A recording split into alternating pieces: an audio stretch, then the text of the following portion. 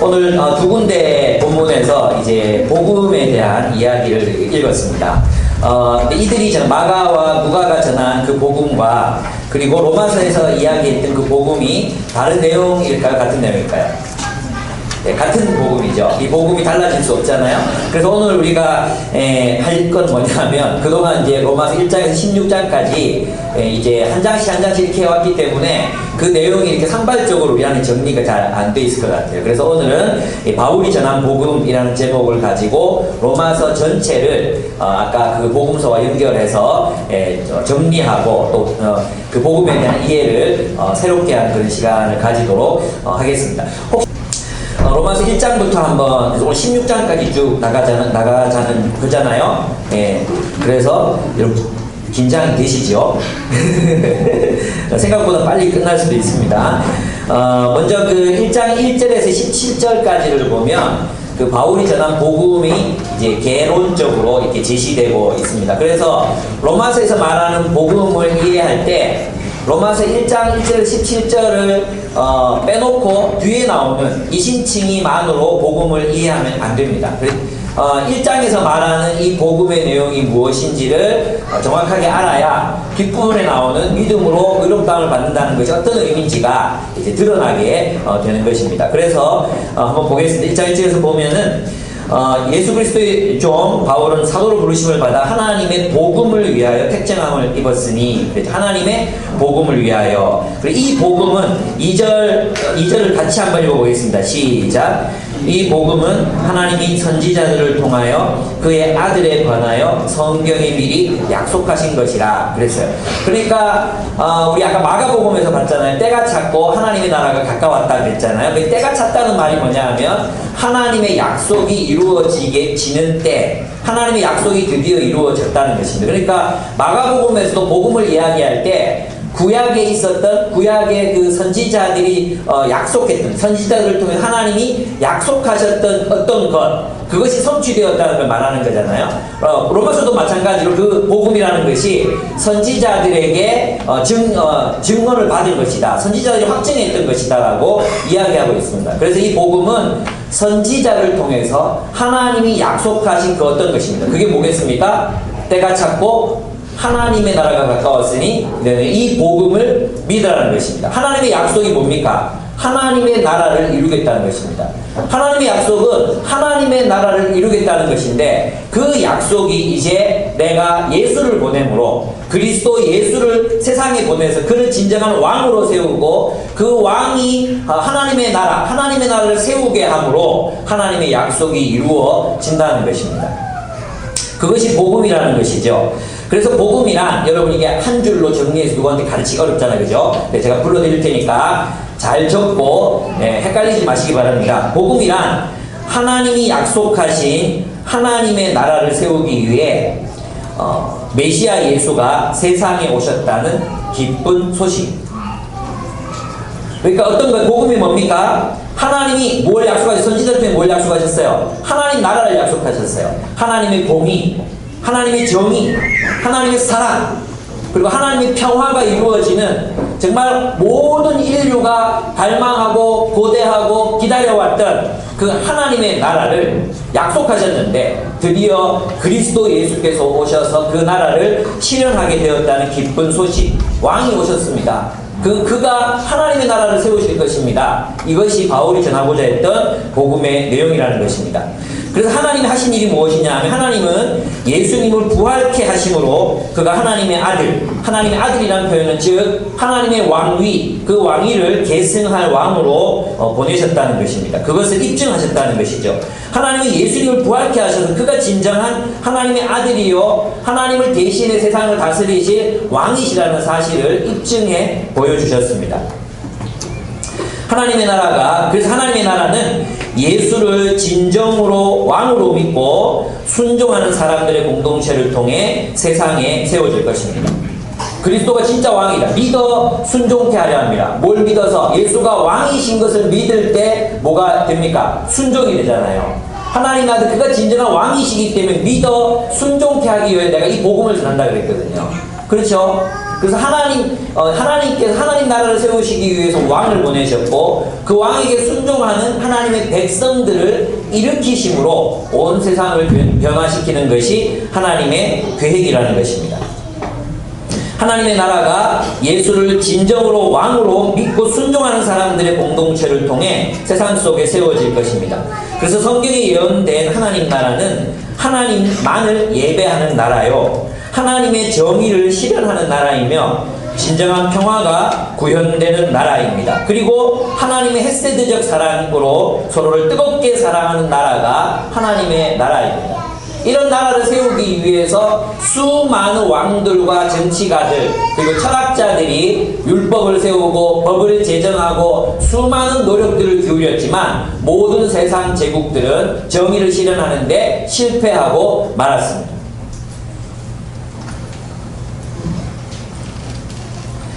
요컨대 복음이란 약속된 왕이신 예수님이 오셔서 그를 따르는 사람들과 함께 하나님의 나라를 세우고 있다는 기쁜 소식이라고 할 수 있습니다. 이제 드디어 하나님께서 직접 친히 당신이 다스리시는 하나님의 나라를 세우시겠다는 것이 바로 복음의 내용입니다.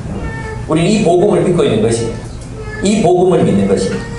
그래서 복음이란 한마디로 좀 거칠게 말하면 이런 뜻입니다. 하나님의 나라가 세상으로 쳐들어왔다는 것입니다. 쉽죠? 하나님의 나라가 이 탐욕과 폭력으로 가득한 세상 속으로, 그래서 이 탐욕과 폭력의 질서 속에서 신음하며 살아가는 사람들을 위해서 하나님의 정의의 나라가 세상 속으로 쳐들어왔다는 것입니다. 침노했다는 것입니다. 그래서 하나님의 나라는 왕이신 그리스도 그리고 그분의 말씀에 순종하는 백성들의 공동체, 그게 뭐죠? 교회죠. 그래서 그리스도와 교회 그리고 그 복음을 선포하는 교회의 선교, 이 교회를 통해서 하나님의 통치가 실현되는 것을 보고 온 세상이 이 빛을 바라보고 하나님의 나라로 나아오는 이 모든 것들을 통틀어서 우리는 하나님의 나라라고 이야기할 수 있는 것입니다.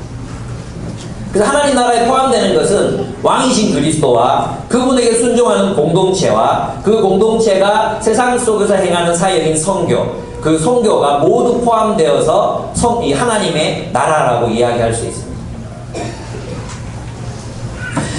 그래서 왕이신 예수와 그의 나라가 세상 속으로 들어와 복음으로 세상을 정복하고 탐욕과 폭력으로 찌든 세상에서 죄와 사망의 지배를 신음하고 있는 사람들을 해방시키는 것입니다. 그래서 이 하나님의 나라가, 이 하나님 나라의 폴리스들, 예수 그리스도와 함께 그를 따르는 그의 백성들이 하나님이 통치하시는 폴리스들을 온 세상 속에 건설하는 것, 그것이 하나님 나라의 직무라고 할 수 있습니다. 바로 그렇습니다. 그래서 그 하나님 나라의 폴리스들을 예수께서 친히 건설하고 계시다. 그를 따르는 그의 백성들과 함께 하나님 나라의 폴리스들을, 하나님 나라의 도시들을 세우고 계신다는 기쁜 소식이 바로 복음인 것입니다. 그래서 복음은 단순히 예수를 믿으면 의로워진다는 그 교리적 진술이 아닙니다. 복음은 이 세상 속에 예수 그리스도와 함께 하나님의 나라가 나타났다는 소식입니다. 그렇다면 그 하나님의 나라를 보여주어야 하는 공동체가 어디에 있습니까? 바로 여기에 있습니다. 교회는 하나님이 통치하신다, 하나님이 그리스도를 통해서 우리를 통치하신다는 것을 우리의 삶으로 보여주어야 하는 공동체가 바로 교회인 것입니다. 그런 의미에서 교회는 그 자체로 복음인 것입니다. 우리가 말로 예수가 그리스도이심을 증언하는 것, 그것이 말로 전하는 복음이라면 우리 공동체가 그리스도의 통치 속에서 정의와 사랑의 공동체를 이루는 그 삶, 그것은 우리의 몸으로, 우리의 삶으로, 그것은 우리 세상 속에 실체로 나타난 복음인 것입니다. 교회는 이 복음을 온 세상 속에 널리 비추었어야 했습니다. 그게 바로 너희가 빛이다, 너희가 세상의 빛이다 했을 때 빛이라는 말의 의미인 것입니다. 그렇습니다. 그래서 왕이신 예수와 함께 세상으로 들어온 하나님 나라에 대한 기쁜 소식이 복음이라는, 내가 병관이가 이렇게 문장을 써가지고 이렇게 하지 말라 그랬는데 제가 이렇게 막 길게 중문으로 막 쓰고 있습니다. 예, 왕이신 예수와 함께 세상에 들어온 하나님 나라에 대한 기쁜 소식, 이것이 복음입니다. 그러면 예수 그리스도를 따르는 교회가 바로 뭡니까? 그 새로운 질서, 그 새로운 하나님 나라가 눈으로 보여주는 게 뭡니까? 교회죠. 그 교회가 바로 복음이라는 것입니다. 그래서 교회는 하나님의 공의와 사랑을 실현하는 공동체입니다. 그래서 여러분 이사야서 61장을 한번 같이 읽어보겠습니다. 이게 아까 우리 누가복음에서 읽었던 그런 본문입니다. 한번 보겠습니다. 이게 굉장히 중요한 얘기들이 나옵니다. 이사야서 61장입니다. 이사야서 61장 제가 한번 쭉 읽어보겠습니다. 같이 읽자고 할 때 같이 읽으시면 됩니다. 주 여호와의 영이 내게 내리셨으니, 이게 그리스도를 말하는 거죠. 이는 여호와께서 내게 기름을 부으사 가난한 자에게 아름다운 소식을 전하게 하려 하심이라. 나를 보내사 마음이 상한 자를 고치며 포로된 자에게 자유를, 갇힌 자에게 노임을 선포하며 여호와의 은혜의 해와 우리 하나님의 보복의 날을 선포하여 모든 슬픈 자를 위로하되 무릇 시온에서 슬퍼하는 자에게 화관을 주어 그 죄를 대신하며 기쁨의 기름으로 그 슬픔을 대신하며 찬송의 옷으로 그 근심을 대신하시고 그들이 의의 나무 곧 여호와께서 심으신 영광을 나타낼 자라 일컬음을 받게 하려 하시니라. 그러면 그들이 어떤 일을 하느냐? 그들이 여호와 메시아가 오시고 그 메시아에게 순종하는 백성이 된 그들이 해야 되는 일이 뭐냐 이거예요. 그게 이제 4절부터 나오는 거예요.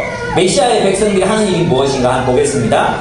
그들은 오래 황폐하였던 곳을 다시 쌓을 것이며 옛부터 무너진 것을 다시 일으킬 것이며 황폐한 성읍 곧 대대로 무너져 있던 것들을 중수할 것이며 외인은 서서 너희 양떼를 칠 것이며 이방 사람은 너희 농부와 포도원 지기가 될 것이나 오직 너희는 여호와의 제사장이라 일컬음을 받을 것이라. 사람들이 너희를 우리 하나님의 봉사자라 할 것이며 너희가 이방 나라들의 재물을 먹으며 그들의 영광을 얻어 자랑할 것이며 너희가 수치 대신에 보상을 배나 얻으며 능력 대신에 몫으로 말미암아 즐거워할 것이라. 그리하여 그들의 땅에서 갑절이 나오고 영원한 기쁨이 있으리라. 8절 한번 같이 8절 9절을 같이 읽어보겠습니다. 시작. 무릇 나 여호와는 정의를 사랑하며 불의의 강탈을 미워하여 성실히 그들에게 갚아주고 그들과 영원한 언약을 맺을 것이라. 그들의 자손을 문 나라 가운데 그들의 후손을 만민 가운데 알리리니 무릇 이를 보는 자가 그들은 여호와께 복받은 자손이라 인정하리라. 아멘.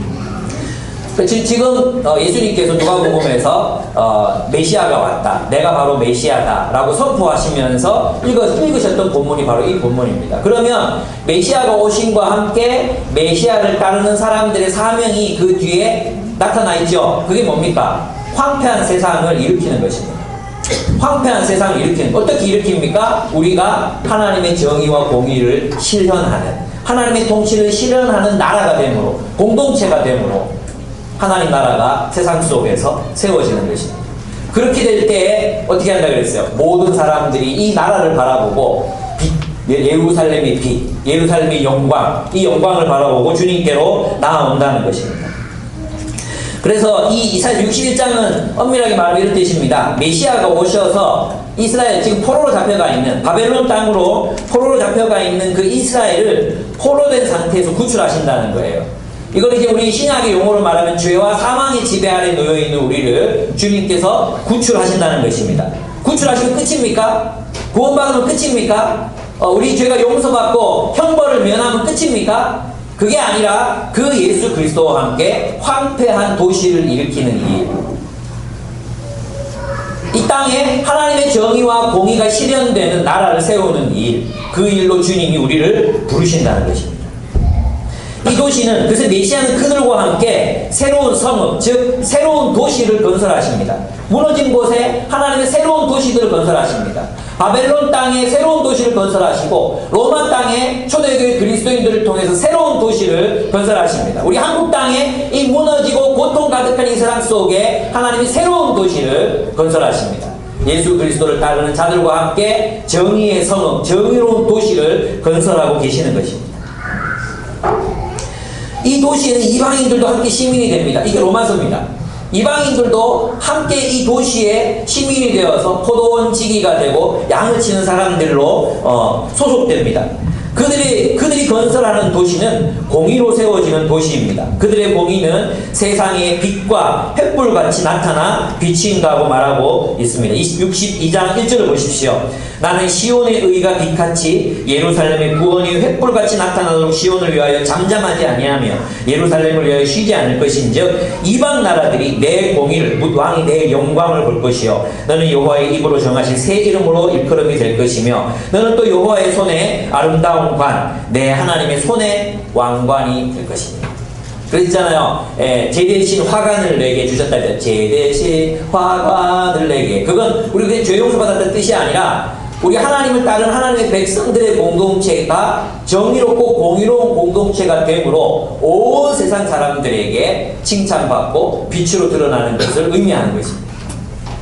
화관을 왕관을 씌워주시는 대상은 각 개인이 아니라 우리 모두 정말 그리스도의 뜻을 따라 그리스도의 새 계명을 따라 서로 사랑하는 그 공동체에 씌워지는 왕관이 주님이 씌워주시는 그 왕관이라는 것입니다.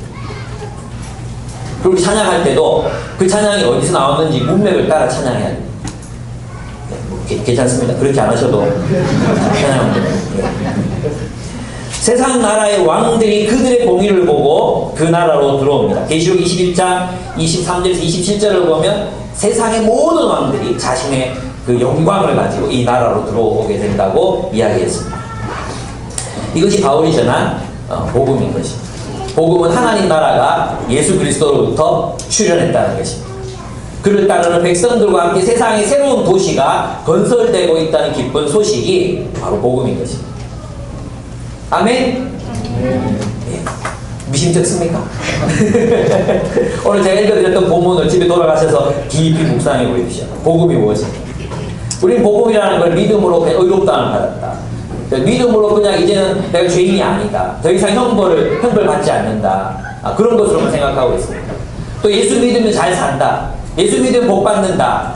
그런 식으로 복음을 전락시키고 있습니다. 복음은 그게 아닙니다. 복음은 죄로 말미암아 깨어져 버린 이 세상 속에 하나님이 통치하시는 새로운 도시가 새로운 공동체가 출현했다는 것입니다. 두 번째, 그러면 이 복음이 누구에게 필요합니까? 다시 로마서로 돌아가겠습니다. 1장 18절에서 3장 18절입니다. 여기 이제 이 바울은 특별히 세 개의 세상을 우리들에게 제시합니다. 그 세상 모두가 하나님의 복음이 필요하다는 것입니다. 그리스도가 필요하다는 것입니다. 첫 번째 바울이 제시하는 세상은 바로 제가 볼 때는 로마를 의미합니다. 로마. 탐욕에 사로잡힌 로마. 그죠? 탐욕, 이 로마는 자신이 원하는 것을 가지기 위해서, 자신이 원하는 모든 걸 가지기 위해서 폭력을 불사했습니다. 그렇죠? 탐욕의 질서 속에 로마가 세워졌던 것입니다. 그들은 부끄러움 없이 탐욕을 추구했습니다. 그런데 문제는 이 세계는 탐욕이 내지는 배설물 속에서 빠져 죽어가고 있는 상태였습니다. 그들이 원하는 대로, 그들이 마음이 원하는 대로, 그들이 탐욕이 바라는 바대로 상실한 마음을 따라 살았지만 그들이 창조해낸 것은 바로 깨어진 세상이었습니다. 그리고 그 깨어진 세상 속에서 그들은 깨어진 삶을 살아갈 수밖에 없었던 것입니다. 그래서 본문을 보면 그들이 어떻게 됩니까? 29절 그들이 상실한 마음을 버려두사 불의, 추악, 탐욕, 악의, 시기, 살인, 분쟁, 사기, 악독, 수군, 비방함 이런 자들로 온 세상이 득식을 하는 그런 세상이 나왔습니다. 구원이 필요한 세상이죠. 이런 세상 속에서는 모두가 모두를 향해서 투쟁하고 모두가 모두를 향해서 자신의 탐욕을 위해 착취하고 자신의 탐욕을 위해서 모두가 모두를 억압하는 이런 세상 속에서는 아무도 행복할 수 없습니다.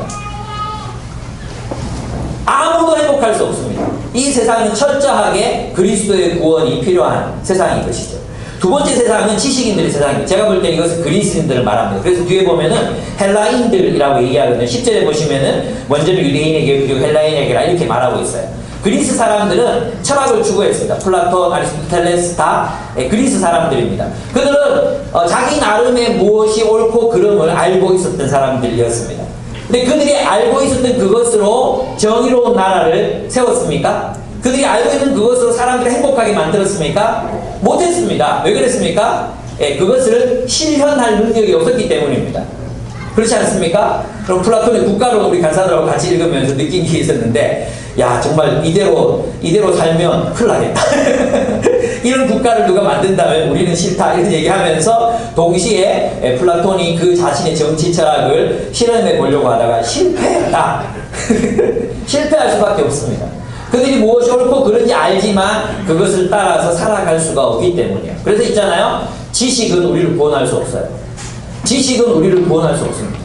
지식인들이 우리를 절대로 구원할 수 없을 것입니다. 그렇습니다. 지성은 그들의 세계를 정의롭게 만들지 못합니다.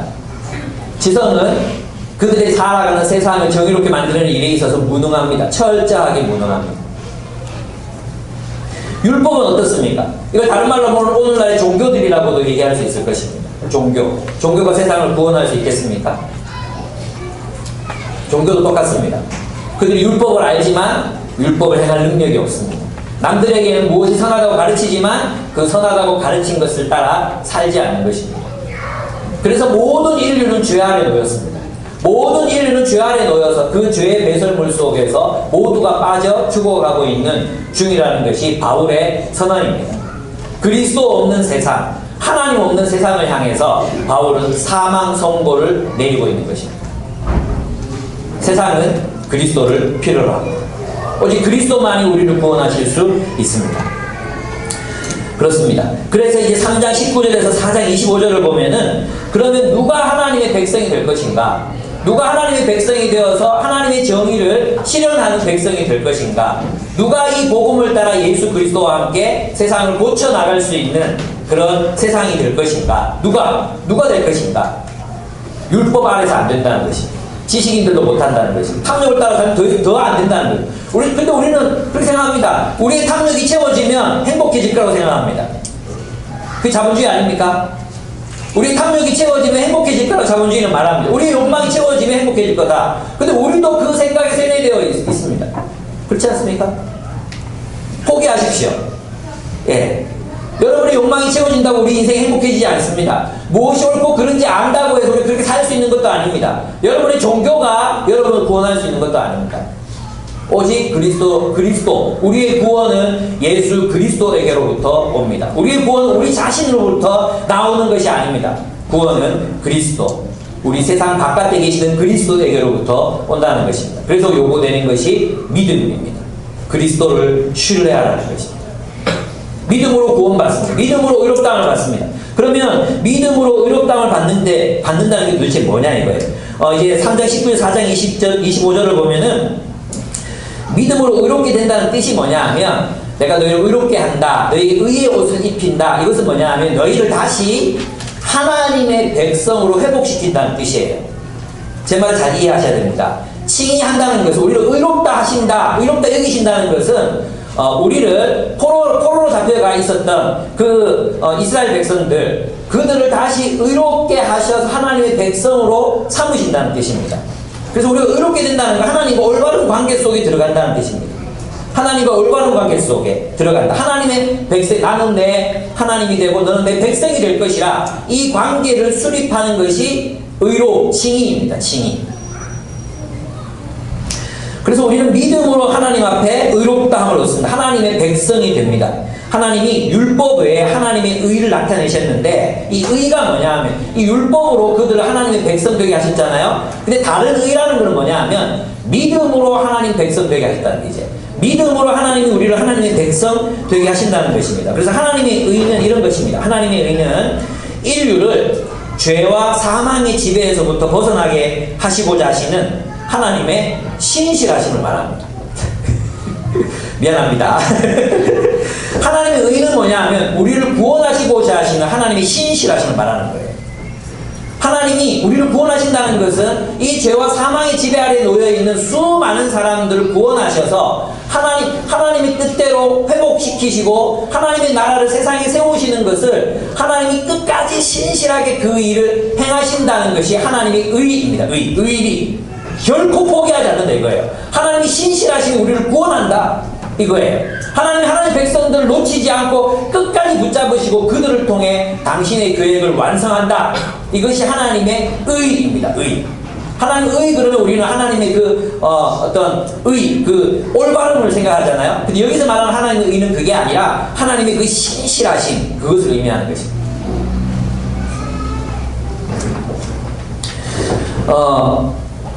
네.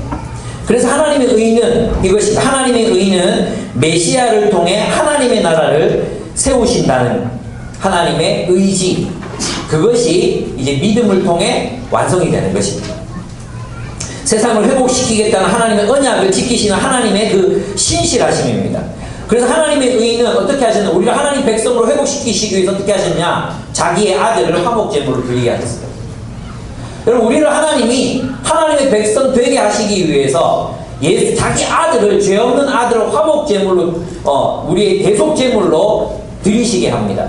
그리고 우리를 죄 없다 하시고 우리를 하나님의 백성으로 삼으시는 것입니다. 이것이 하나님의 의로우심입니다.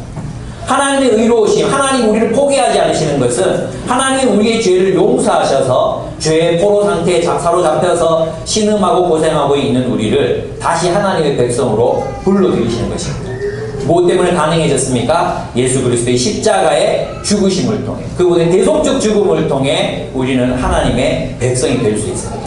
우리 죄 없다 하시고 우리를 하나님의 백성으로 삼으실 수 있으신 것입니다. 하나님의 의는 또한 우리를 하나님의 백성으로 회복시키실 뿐만 아니라 그리스도 예수를 왕으로 세우심으로 하나님의 나라가 세워집니다. 하나님이 약속하셨잖아요. 내가 아담에게부터 약속하셨어요. 여인의 후손이 뱀의 머리를 밟을 것이다.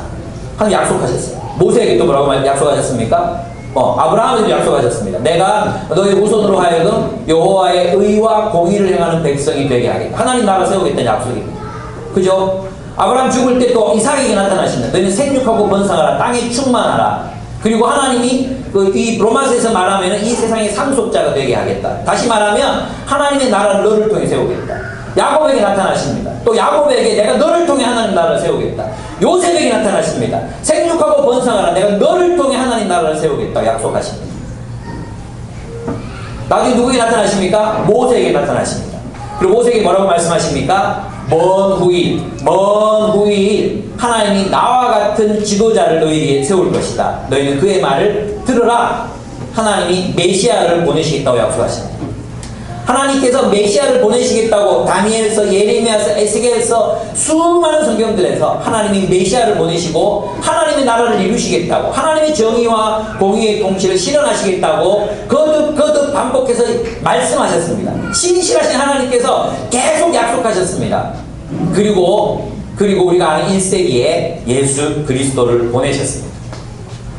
그를 십자가에 달려 우리의 대속 제물 되게 하시고 부활케 하셔서 내가 너희를 위한 메시아를 보냈다고 선포하셨습니다. 그리고 그분의 성령이 그와 함께 이 세상 속에 하나님의 나라를 세워가고 계십니다. 이것이 뭡니까? 하나님의 의, 하나님의 의. 그래서 우리는 이걸 믿는 거예요. 뭘 믿어요? 뭘 믿습니까, 여러분? 믿음으로 구원받는다 했어요. 뭘 믿습니까? 하나님이 하나님의 나라를 세상 속에서 세우시고 완성하실 것이라는 것을 믿는 것입니다.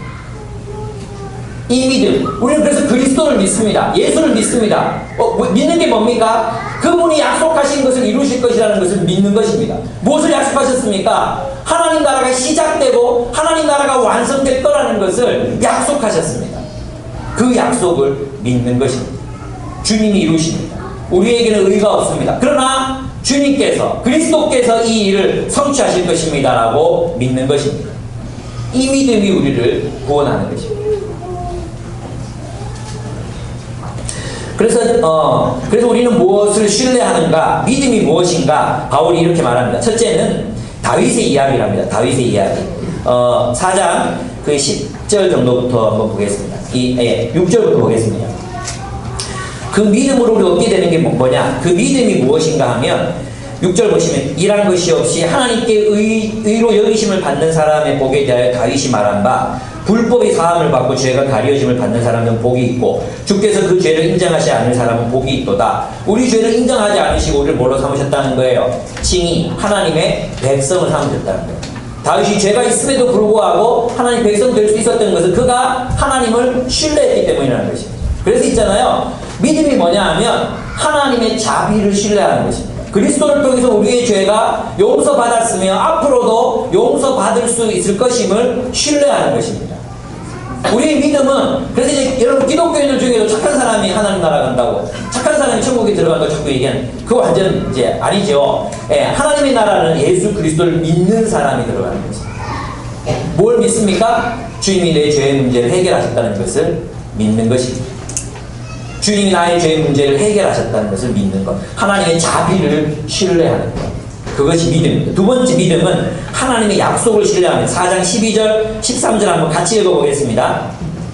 같이 읽겠습니다. 시작. 또한 할례자의 조상이 되었나니 곧 할례 받을 자뿐에게뿐 아니라 우리 조상 아브라함이 무할례 시에 가졌던 믿음의 자치를 따르는 자들에게도 그러하니라. 아브라함이나 그 후손에게 세상의 상속자가 되리라고 하신 언약은 율법으로 말미암은 것이 아니요 오직 믿음의 의로 말미암은 것이니라. 아멘.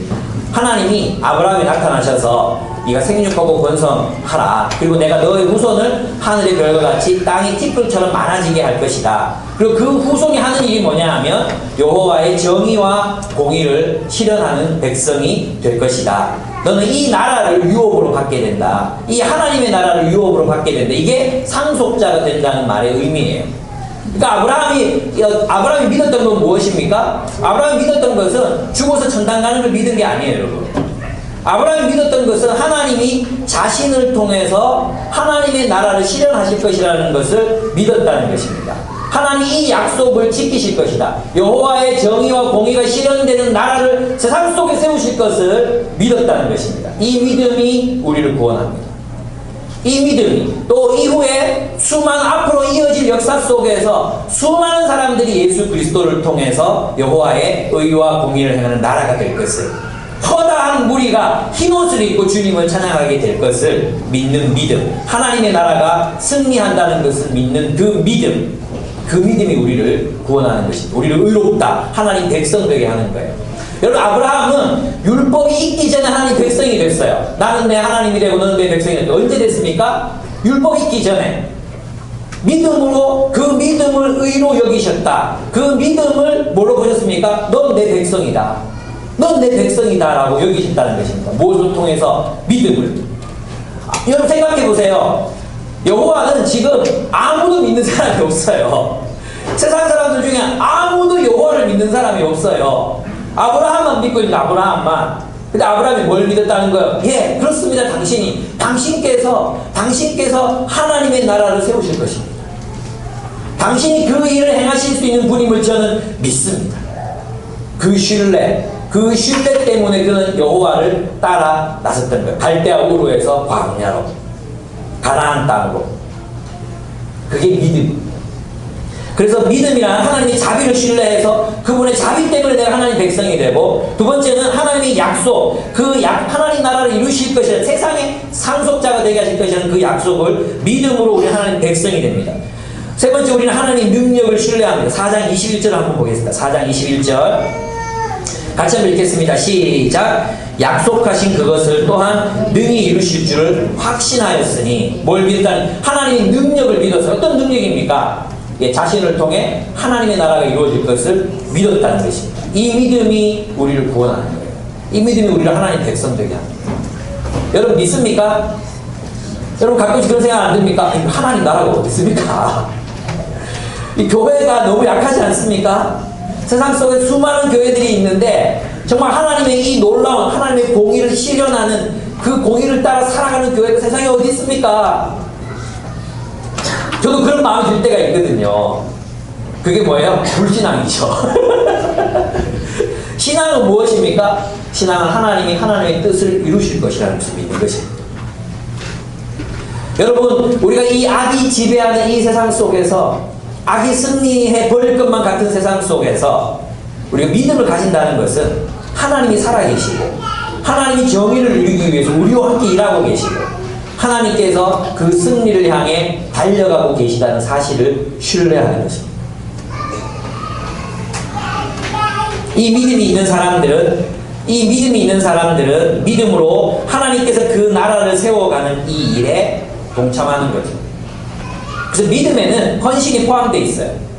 믿음에 뭐가 포함되어 있습니까? 하나님과 함께 하나님의 나라를 함께 세우겠습니다. 하나님 나라가 되겠습니다. 하나님의 나라를 위해서 살겠습니다. 이 온 세상 속에 하나님의 나라를 위하여 내가 싸우겠습니다. 이 싸움의 결단이 포함되어 있는 게 믿음이에요. 어떤 사람들이 예수 믿고 헌신하는 거 다르게 생각하잖아요. 예수를 믿는 것과 주님을 위해 헌신하는 거 다르다고 생각해요. 그 믿음은 믿음이 아닙니다. 아브라함을 보십시오. 아브라함이 믿음의 자취를 쫓는 자들에게 아브라함은 하나님을 믿었습니다. 믿었기 때문에 그는 스스로 하나님 나라가 되기 위해서 나아갔던 것입니다. 히브리서 11장의 믿음도 마찬가지입니다. 그는 하나님의 나라를 믿었기 때문에 자신의 삶을 드릴 수 있었던 것입니다. 여러분 삶을 하나님의 나라를 위해 드리십시오. 그러면 이제 5장 1절에서 8장 39절까지는 무엇을 말하느냐 하면 구원이란 무엇인가에 대해서 이야기합니다. 5장 1절에서 11절까지는 구원이란, 첫째 구원이란 하나님의 영광의 이름입니다. 우리가 하나님의 영광이 하나님의 영광이 뭡니까? 하나님 인격의 총화, 그게 영광입니다. 영광. 여기 빛이 비치잖아요? 꽃의 영광이면 꽃의 영광. 꽃의 영광.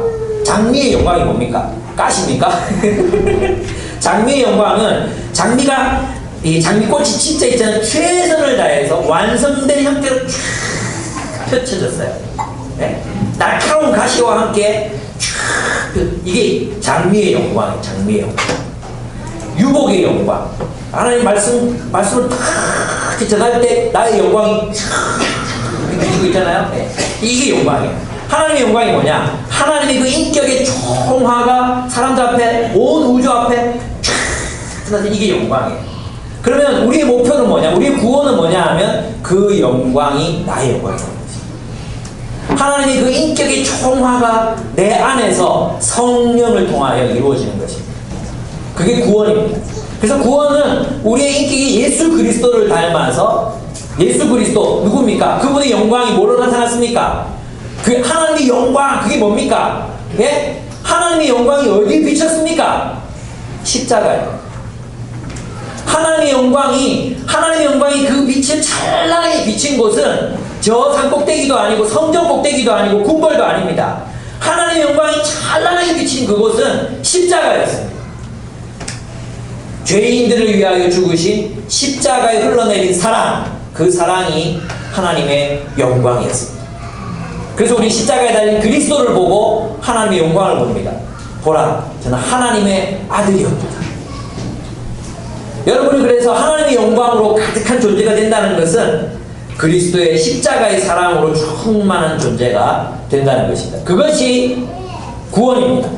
그래서 이제 빌립보서에서 제시하는 구원이 뭡니까? 자기를 비워 종의 형체를 가지사 섬기는 자가 되는 것입니다. 그게 구원입니다. 여러분, 그래서 이제 구원은 여러분이 낮아지는 것이고 겸손해지는 것이고 그리스도와 같이 종의 자리에 서는 것, 그것이 구원입니다. 그래서 바울이 뭐라고 말합니까? 너희가 나 있을 때는 그렇게 잘 살더니 나 없을 때는 서로 높아지기 위해서 싸우고 있느냐? 싸우지 마라. 나 없을 때도 힘써 너희 구원을 이루라. 무슨 말입니까? 종이 되라는 거예요. 종이 되라. 종 되는 게 구원입니다. 그래서 구원이란 하나님의 영광입니다. 그래 이 하나님의 영광이 이루기 위해서, 이 소망을 이루기 위해서 필요한 게 있습니다. 여러분, 이거는 우리의 그냥 자발적인 의지로 되는 게 아니에요.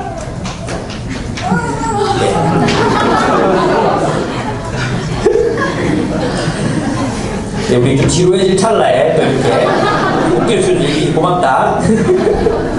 5장 1절 11절을 보면 이게 나오죠. 이게 한번 보겠습니다. 5장 3절 보겠습니다. 다만 이뿐 아니라 우리가 환난 중에도 즐거워하나니 환난은 인내를, 인내는 연단, 성품은 소망을 이루는 줄 알미라. 소망이 우리를 부끄럽게 하지 아니하면 우리에게 주신 성령으로 말하면 하나님의 사랑이 우리 마음에 부은 바 되미니, 이 사랑으로, 십자가의 사랑으로 이 소망이 이루어질 것을 확증하셨다 그랬어요. 십자가의 사랑, 그 십자가를 보니까 이 소망이 반드시 이루어진다. 그 소망이 뭡니까? 영광. 우리가 영광에 도달하게 된다는 거예요. 근데 그 영광에 도달하게 되는데 그 영광에 도달하는 수단이 뭐예요? 고난이라는 것입니다. 고난이 오면 피하지 말라 그랬죠. 갈등이 오면 도망치지 말라 그랬어요. 그리고 고난이 인내를 낳고, 인내가 성품을 낳고, 그 성품이 우리를 영광에 이르게 합니다. 이 말은 뭐냐 하면, 여러분 자주 반복했죠? 우리를 행복하게 하는 것은 우리를 불행하게 만드는 건 남자가 없기 때문이 아니에요. 우리를 불행하게 만드는 여자친구가 없기 때문이 아니에요. 우리를 불행하게 만드는 집이 없고 절도 없고 뭐 집도 절도 없어서 그게 불행하게 되는 게 아니에요. 작은 차를 타고 다닌다고 불행하게 되는 게 아니에요. 왜 불행합니까? 여전히 세상 속에서 탐욕과 폭력의 질서 속에서 높아지려 하니까 불행한 거예요. 주님이 우리를 행복하게 하시는 방법은 주님을 닮은 그 영광의 존재, 우리의 존재를 변화시키는 것입니다. 우리의 존재가 주님을 닮을 때 우리는 비로소 행복한 존재가 됩니다. 오직 행복한 사람만이 행복하게 살 수 있습니다. 뭐 해야 됩니까? 고난이 올 때 인내하십시오. 인내를 통해 뭘 이루십시오? 연단을 이루십시오. 그리고 영광에 이르시기 바랍니다. 그래서 여러분이 그리스도를 닮아서 행복해지기 위해서는 너덜너덜해져야 되는 거예요. 아시겠습니까? 너덜너덜해져야 되는 거예요. 여러분들 얼마나 셉니까? 자존심 막 있잖아요. 그러니까 이게 안 깨지는 거예요. 높아지고 싶고, 다른 사람 위에 서고 싶고, 인기 있는 존재가 되고 싶고, 주목받고 싶고, 이게 안 깨지는 거예요. 그래서 주님 우리에게 뭘 보내십니까? 고난을 보내시는 거죠. 예, 막 이성교제 차이게 하고, 뭐 하는 것마다 잘 안 되고, 그런 거 있잖아요. 또 뭐 가는 데마다 갈등이 일어나고, 오해받고, 있죠. 막 밟히고, 있죠. 예? 또 의리되고, 갑질 당하고, 이럴 때 우리는 뭐 하라 그랬어요? 기뻐하라. 내가 지금 너덜너덜해지고 있다. 드디어 내가 종의 형체를 가지고 있구나. 그런 생각해야 돼요. 그래야 우리가 주님 닮아갈 수 있어요. 여러분 깨어짐이 없이는 절대 그리스도의 영광에 도달할 수 없습니다. 깨어진다는 게 뭐예요? 부서진다는 게 뭡니까? 자신을 보호하는 것을 그냥 이렇게 포기한다는 거예요. 깨어져야 돼요. 안 깨지려고 이거 있잖아 우리. 예? 포도가 포도주 되려면 어떻게 해야 됩니까? 밟혀서 짓이겨져야 되거든요. 그래서 있잖아요. 여러분 하나님 여러분 사랑하시는 만큼 여러분을 부시고 깨고 자존심 상하게 하시고 그렇게 하실 것입니다. 이 캠퍼스 간사님 이게 뭔지 알 거예요. 내가 이 방울만한 것들 이것들 정말 내가 막 쉽잖아요. 집이 옳다고 바득바득 우기고 막 그럴 때 그럴 때마다 또 내가 또 잘못도 없는데 사과해야 되고 막 이렇게 있잖아요. 기뻐하십시오. 우리는 지금 너덜너덜 구원이 하나의 영광이다. 두 번째, 구원이란 5장 11에 6장 11절까지. 이건 뭐냐 하면 구원이란 아담의 세상으로부터 그리스도의 세계로 들어가는 소속의 변화예요. 아담의 세상 어떤 세상이에요? 아담이 죄를 지었죠? 그 죄가 지배하는 세상을 만들었어요. 죄가 뭡니까? 하나님 몰아내고 탐욕이 주인 되는 게 죄예요, 죄. 하나님 몰아내고 스스로 주인 되는 거예요. 탐욕의 주인 삼는 거예요. 그러면 이 탐욕을 주인 삼은 사람들이 만들어가는 세상 있죠? 그게 세상이에요. 탐욕을 주인 삼은 사람들이 만들어가는 세상이 세상이에요. 예, 그 세계가 세상이에요. 사람들은 이 세상 속에 살기 때문에 불행한 거예요. 그 구원이 뭡니까? 예수님이 오셨어요. 제2의 아담이 예수님이 오셨어요. 예수님께서 통치하시는 세상, 예수님께서 생명과 은혜로 통치하시는 이 새로운 세상, 이 새로운 세계로 우리의 소속을 옮기는 것이 구원이라는 것입니다. 그래서 지금 로마서에는 아담의 죄와 또 예수 그리스도의 구원을 대비시켜서 설명하고 있는 것입니다. 아담은 이런 세계를 만들었어요. 죄와 탐욕과 폭력이 가득한 세계를 만들어낼 수밖에 하나님 없는 세계. 그럼 구원이 뭡니까? 예수 그리스도를 주인으로 모시는 새로운 세상인 교회. 이 교회를 통해서 우리가 서로 뜨겁게 서로 사랑하는 세상과는 다른 질서로 살아가는 공동체를 이루는 것, 그것이 구원이에요. 그래서 구원이란 교회됨이에요. 구원이란 우리가 진짜 서로를 사랑하는 공동체를 이루는 그 자체가 구원이라는 것입니다. 네, 바로 그 삶 속에 뭐가 있습니까? 의롭다함, 그리고 생명에 이르게 된다 그랬어요. 이쪽의 결과는 뭐였어요? 사망이었죠? 이쪽의 결과는 뭐예요? 생명이에요. 사망이 뭡니까? 분리예요, 분리. 시기, 살인, 분재, 나와 너의 관계가 깨지는 게 사망이에요. 그럼 생명이 뭡니까? 생명은 우리가 서로를 이제 이해하고 용납하고 사랑이 매는 줄로 연결되고 하나가 되는 게 생명이에요. 이 생명 속에 뭐가 있습니까? 풍성한 삶이 있습니다. 우리 서로 연결되는, 그리스도 안에서 서로 연결되는 하나된 가운데 풍성한 삶이 있습니다. 여러분 그것을 여러분 놓치지 마시기 바랍니다. 네. 그리고 세 번째 구원이란 그리스도를 위해서 헌신하는 삶이라는 것입니다. 그게 6장에 나옵니다. 6장에 보면 뭐라고 되어 있습니까? 예. 13절 한번 보겠습니다. 6장 13절 같이 읽겠습니다. 시작. 또한 너희 지체를 불의의 무기로 죄에게 내주지 말고 오직 너희 자신을 죽은 자 가운데 살아난 것 같이 하나님께 드리며 너희 지체를 의의 무기로 하나님께 드리라 그랬어요. 의의 무기로 우리 자신을 드리는 거예요. 또 세 번째 뭐예요? 의의, 두 번째 의의 종이 되는 거죠. 의가, 정의가 우리의 습관이 되도록 우리 자신을 훈련시켜 나가는 삶. 그래서 그리스도 안에서 우리 자신을 이제 훈련시키고 회복시켜서 하나님의 의의 병기로 살아가는 삶. 그 자체가 구원이라는 것입니다. 7장에서 8장은 구원 이후의 삶을 이야기합니다. 구원 이후의 삶. 한번 보겠습니다. 구원 이후의 삶은 그럼 어떻게 해야 되느냐? 이제, 아까 우리가 소속 얘기죠, 소속의 변화. 그죠? 그러면 아담의 세상은 제국의 형태로 나타나죠, 제국. 그죠? 이 제국은 뭘로 세상을 다스립니까? 율법으로 다스려요, 율법. 법으로 다스려요, 법. 그죠? 그러면 이 세상에 이 법은 실패할 수밖에 없다는 게 바울의 논리였죠. 심지어 하나님이 주신 율법조차도 그 율법을 지키기 위해서 산다면 그 율법 때문에 우리는 율법을 파괴하게 됩니다. 우리가 율법에 충실하면 충실할수록 어떻게 된다 그랬어요? 그 율법을 지킬 수 없게 됩니다. 왜? 율법의 완성은 사랑인데 율법에 충실할수록 율법 지키지 못한 사람, 율법을 지킨 사람 차별하게 되거든요. 그죠? 그래서 있잖아, 이 바리새인들이 뭐라 그랬습니까? 나를 여자로 태어나지 않게 나를 저 세리와도 같이 아니함을 감사드리나이다. 율법은 성취한 자와 성취하지 못한 자, 더러운 자와 깨끗한 자, 율법을 지킨 자와 지키지 못한 자를 구분합니다. 그러면 율법의 정신이, 율법의 목적인 사랑, 그 사랑을 이룰 수 없는 거예요. 그래서 여러분, 율법에 충실한 공동체일수록 율법을 완전하게 지키려고 애를 쓰는 스스로 어떻게 됩니까? 답답한 공동체가 되는 거죠. 예배 시간에 어디 5분 전에 문제 안 가? 이렇게 되는 거죠. 11개월 안에 뭐 이 나쁜 새끼 이런 식이 되는 거죠. 저거 신천지야 이렇게 되는 거예요. 그럼 제가 그래서 IS를 예로 들었죠. IS가 사람들의 목을 벨 때 무엇의 이름으로? 신의 이름으로, 정의의 이름으로 목을 벤단 말이에요. 그것은 율법을 완성하는 게 아니에요. 그래서 어디로 가라는 것입니까? 그래서 율법 이후에 첫 번째, 율법을 떠나 어디로 가라 그랬어요? 그리스도에게로 가라. 율법 안에 머물지 말고 그리스도에게로 가라. 아니 그러면 막 살아도 된단 말입니까? 아니야. 그리스도에게로 가야 율법을 지킬 수 있다는 거예요. 그리스도에게로 가서 그리스도의 새 계명인 내 이웃을 내 몸과 같이 사랑하라 하신 그 율법, 그 말씀, 그 계명에 충실하여 우리가 서로를 뜨겁게 사랑할 때 율법이 완성되는 것입니다. 아멘? 그래서 율법을 떠나야 돼요. 율법에 매여 있으면 안 돼요. 율법에서 떠나서 그리스도에게로 가야 돼요. 그리고 그리스도께서 메워주시는 멍에, 그 멍에를 매야 돼요. 그 멍에는 내가 너희에게 새 계명을 준다. 너희가 뜨겁게 서로를 사랑하라.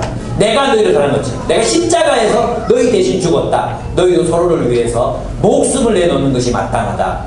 그 삶을 살 때 율법이 지켜지는 것입니다. 그래서 율법을 떠나야 되는 거죠.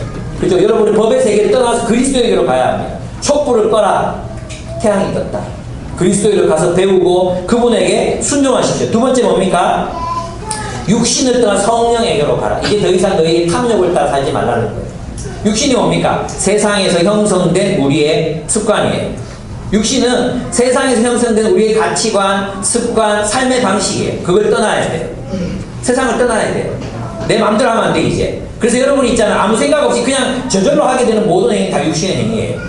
육신이 막 올라오는 거죠. 누가 나한테 비난했어요. 그러면 복수하고 싶죠. 막 올라오죠. 이게 육신이에요. 육신. 우리 안에서 막 떠올라오는 그 육신, 막 누가 뭐 헛소리하고 다녔다고? 이 새끼 내가 잘못났나 봐라. 내가 한번 보자. 이게 뭐예요? 육신이에요. 예, 부부 사이에 이런 거 잘 일어나죠. 부부 사이에 육신. 이 육신이 가장 많이 나오는 데가 부부관계예요. 부부관계. 예. 이 부부관계를 성령의 인도를 따라 사는 사람이 별로 없어요. 가정생활은 육신으로 살아요. 육신으로. 그러니까 불행한 거예요. 우리도 그랬던 거예요. 근데 이제 주님이 우리를 회복시켜주셔서 싸움을 해도 성령이 뭐라고 말씀하시나, 그리스도가 뭐라고 말씀하시나, 이제 서로 순종하고 굴복하죠.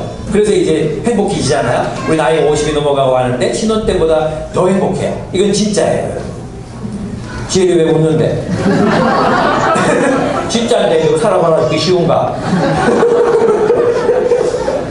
세 번째, 구원 이후의 삶은 소망 가운데 살라는 게 8장 마지막입니다.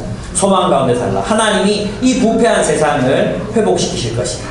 하나님이 이 부패한 세상을 다시 원래 상태로 회복시켜 놓을 것이다. 소망 가운데 살아가라. 이게 구원의 삶입니다. 그래서 구원 이후에도 여러분이 세상이 자꾸 붙박이로 있으면 안 돼요. 그럼 세상 속에서 여러분 자신의 위치를 자꾸 자기내기하잖아. 나는 루저다. 왜 키 180이 안 되니까. 나는 식스팩이 아니라서 실패했다. 나는 돈이 없다. 직장이 없다. 나는 장래가 불투명하다. 이런 것들을 자꾸 위치시키지 말라는 거예요. 세상 속에 여러분 자신을 위치시키지 말라는 거예요. 어디로? 그리스도에게로 가라는 거예요. 그리스도에게로. 그리고 그리스도의 뜻대로 살라는 것입니다. 그래서 이제 9장부터 11장의 내용은 뭐냐 하면, 이제 유대인과 이방인들의 얘기예요. 그죠? 3장이나 길게 얘기했죠? 이건 뭐냐 하면, 너희가 이제 율법을 떠났잖아요. 이방인의 율법, 로마법, 헬라인들의 그 나름의 그 진리, 이걸 떠났잖아요. 떠나야 돼요. 그죠? 이스라엘 율법을 떠나서 다 어디로 왔어요? 그리스도께로 왔어요. 그럼 이제 뭐 해야 돼? 옛날 율법 내려놔야 되잖아요.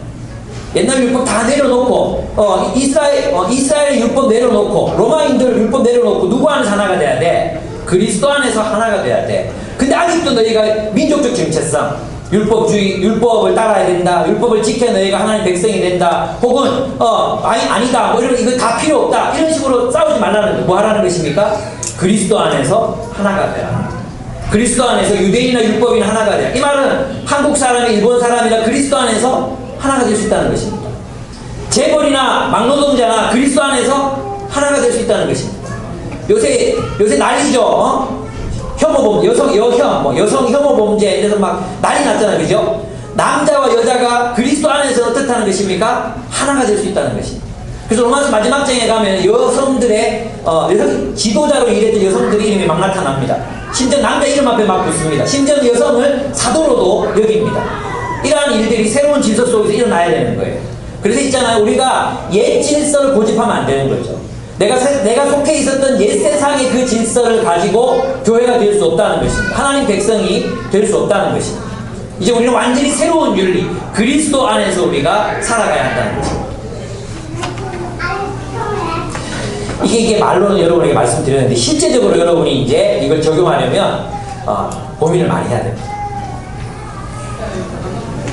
그렇습니다. 그 다음에 이제 12장에서 16장 이제 마지막입니다. 예. 요거 나왔습니다.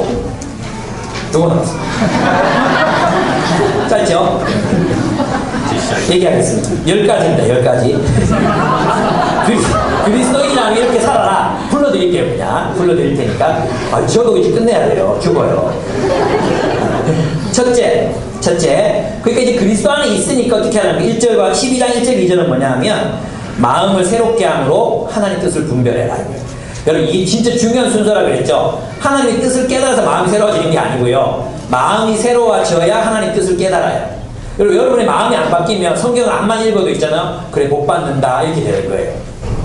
마음이 바뀌어야 돼요. 마음이. 기도해야 돼요. 기도해야 되고, 공동체에서 함께 성경을 연구하고 또 들은 말씀에 순종해야 됩니다. 여러분, 마가복음을 변화된 시각으로 읽지 않으면 이해가 안 됩니다. 우리 그거 느꼈습니다.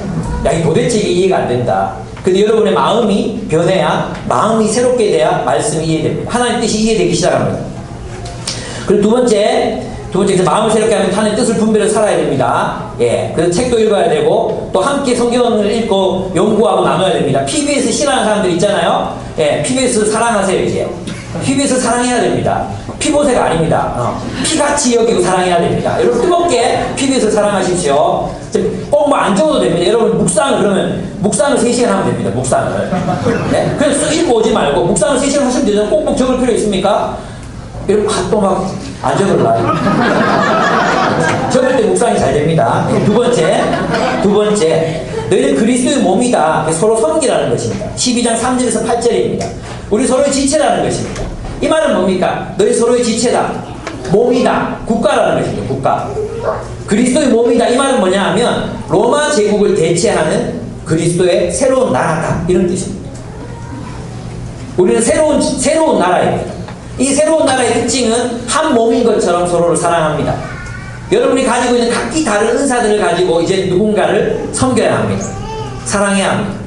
꼭 교회 사역이 아니어도 좋습니다. 뭐 꼭 찬양팀하고 리더 이게 아니라 서로를 뜨겁게 사랑하기 위해서 여러분이 가진 것들로 서로를 사랑하고 섬겨야 합니다. 세 번째, 12장 9절에 13절 연기하지 말고 사랑해라 그랬죠. 진짜로 사랑해라. 여러분 교회에 와서 한 두세 시간 버틸 수 있잖아요. 그냥 미소 지으면서 사람들이 나를 그래 저 형제 참 좋은 형제야 쇼할 수 있잖아요. 3시간 연극하면 되잖아요. 예, 그러지 말고 진짜로 사랑하라는 것입니다. 심지어는 메소드 연기도 안 된다. 내가 그 사람이 된 것처럼 사랑했는데 그것도 가짜야. 진짜 사랑하라는 것입니다. 진짜. 네 번째, 복음이 요구하는 방식들의 인간관계 맺어라. 12장 14절에서 21절에 복음이 요구하는 인간관계 이거 뭐겠습니까? 원수까지도 사랑해야 돼요. 여러분 원수까지도 사랑해야 되는데 우리는 서로 다르다고 사랑하기를 포기하지 않습니까? 성경은 원수까지 사랑하라고 해요. 근데 우리는 나랑 다르다고 또 내 형제 자매인데 오해가 생겼다 또 좀 싫은 소리 좀 들었다고 그죠? 또 좀 비난 당했다고 우리가 사랑하기를 포기하면 되겠습니까? 원수도 사랑해야 돼. 원수는 어떤 사람입니까? 나를 죽이려는 사람입니다. 나를 죽이려는 사람도 사랑해야 되는데 우리 형제 자매들 가운데 그 미숙함 또 말 오래 하는 거 또 뭐 있습니까? 웃기지 않으면 자꾸 웃기는 거 맨날 삐딱하게 잠수 타고 뭐 미니홈피 문 닫고 도망가는 거 이런 거 우리가 이제 참아야 된다 이거 참아야 된다. 원수도 사랑하라고 했는데 왜 그런 사람 우리가 사랑 못하겠습니까? 또 성질 더러운 사람들 완전히 가르치려는 사람들 있잖아요. 싫잖아요. 우리 싫어하지만 사랑할 수 있다 그랬죠. 우리 사랑해야 돼. 원수도 사랑하라고 했지. 그게 복음이 요구하는 방식이다. 그 다음 다섯 번째 13장 1절 7절 국가와의 관계에 나오죠. 이건 무슨 뜻이냐면 국가에 줄 걸 줘라. 세금 줄 거 주고 간섭받지 말고 너희는 교회가 되라. 이런 의미라고 했어요.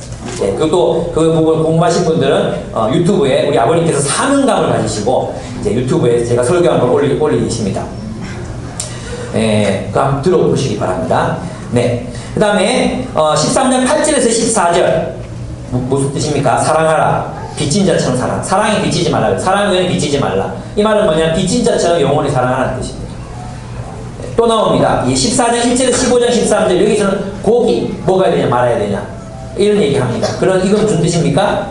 호응하는 공동체 리더가 각자 자기 신학을 가지되 각자 자기 생각을 가지되 포옹하라. 그 신학이 다르다고 해서 형제가 아니라고 죽이지 마라 이거. 우리 그런데 칼빈주의자들 제세력도 많이 죽였거든요. 또 로마 카톨릭 개신교인들도 학살했거든요.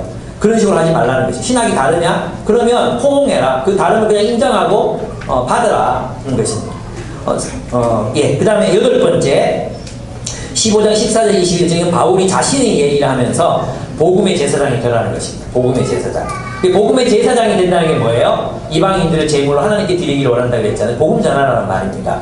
복음 전인데 바울의 입장에서 보면은 내가 이미 남의 터 위에 이미 복음이 전해진 도시에 내가 복음 전하지 않겠다 했죠. 그 이유는 우리 세력 다툼하기 싫다 이런 뜻이 아니라 그랬죠. 뭐라 그랬어요? 예, 아직 교회가 없는 곳에 내가 교회를 세우기 위해 했었다는 것입니다. 다시 말하면 바울의 목적은 하나님을 알지 못하는 도시들마다 하나님을 섬기는 하나님의 폴리스들, 하나님의 식민지들을 하나님 나라의 전초기지들을 세우기를 애썼다는 것입니다.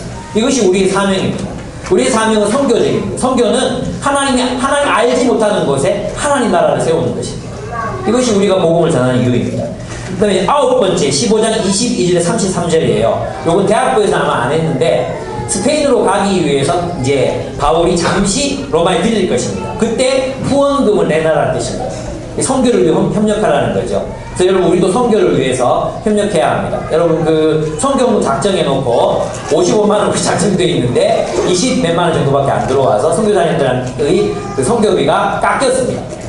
어쩔 수 없이 10만 원씩 드리는 분들 8만 원, 15만 원 드리면 13만 원 깎였거든요. 여러분 내가 작정했는지 아닌지도 모르겠죠. 네? 그리고 확인하십시오. 그리고 좀 더 많은 분들이 선교에 협력했으면 좋겠습니다. 그리고 이제 16장 마지막입니다. 복음을 위해 동력하라는 것입니다. 많은 동력자들이 이야기 나오죠. 네, 저는 너무 감동받았어요. 예, 동력이 뭡니까? 동력은 함께 감옥에 가는 것입니다. 동력은 자기 목숨을 내어주는 것입니다. 동력자가 된다는 것은 굉장히 위험한 일입니다. 동력한다는 건 자기 모든 것을 이거 선교사에 위해 쓰세요라고 내어놓을 수 있는 게 동력 관계입니다. 동력자가 된다는 굉장히 위험한 일입니다. 그럼에도 불구하고 우리는 복음을 위해 동력하라고 말합니다. 여러분, 저와 함께 감옥 갑시다. 저와 함께 복음을 전하고, 저와 함께 고난받고, 저와 함께 고난을 당합시다. 그게 동력입니다. 바울은 주변에 그렇게 나와 동력하고 있는 에바브로디도 수많은 사람들 나와 동력하고 있다고 이야기할 수 있었습니다. 여러분, 누군가에게 어떤 존재가 되고 있습니다. 이 사람은 나를 위해 자기 목숨까지 아끼지 않았던 사람입니다. 이 사람은 저에게 복음을 전해준 사람입니다. 이 사람은 내 어머니입니다. 의미 있는 그런 동력 관계를 그들은 만들어 갔던 것입니다. 이것으로 오늘 말씀을 마치겠습니다. 바울이 전한 복음, 오늘 로마서 1장 16장까지를 이 짧은 시간에 요약할 수 있는 사람은 잘 없습니다.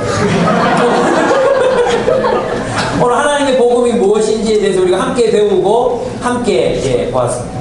여러분, 로마서를 하나님 나라 관점으로 한번 바라봐 보십시오. 하나님께서 그리스도를 보내셔서 하나님의 나라를 세상에 세우셨습니다. 그 나라를 세우시기 위해서 그는 율법을 혁파하고 그리스도에게로 사람들과 함께 가서 서로 하나가 되는 공동체를 이루라고 새로운 계명을 그들에게 제시하고 있습니다. 여러분, 이것이 보이십니까? 여러분, 그래서 교회는 그 하나님 나라의 복음을 실현해내고 살아가야 할 하나님의 공의와 정의의 새로운 나라, 새로운 공동체인 것입니다. 여러분, 바울이 그랬던 것처럼 성령의 인도하심을 따라 우리 새로운 피조물이 됩시다. 서로 사랑합시다. 그리고 주님이 왕이 되시는 나라를, 주님이 왕이 되시는 도시를 이 세상 속에 건설합시다. 그리고 하나님 나라의 그 놀라운 영광의 빛을 온 세상에 세움으로, 아직까지 이 젊은이들을 위한 교회가 세워지지 않는 곳마다 이 교회들을 세우고 우리가 하나님의 공의를 실현하는 그 공동체가 되므로 온 세상에 하나님의 영광을 드러내고 수많은 청년들과 젊은이들이 주님께로 나와 수만 명이 함께 예배드리는 모습을 우리 한번 바라봅시다. 왜 싱가포르나 홍콩에서만 이런 일이 일어나야 됩니까? 미국에서만 그런 일이 일어나야 됩니까? 소망 잃어버린 수많은 젊은이들이 수만 명이 주님께 나와서 기쁨으로 주님을 노래하고 주님을 예배하고 찬양하고 또 하나님 나라가 되어가는 그런 일들이 우리 세대에 일어났으면 좋겠습니다. 아멘. 우리 함께 기도합시다. 우리 세대에 하나님의 나라가, 그리스도의 복음이 온 대구 땅에 편만하게 넘치게 하여 주시옵소서. 수많은 젊은이들이 주님께로 돌아와서 주님의 나라가 되는 놀라운 일들이 우리 세대에 일어나게 해주십시오. 우리 함께 주님 앞에 한번 기도하고 마치도록 하겠습니다. 우리 기도하겠습니다.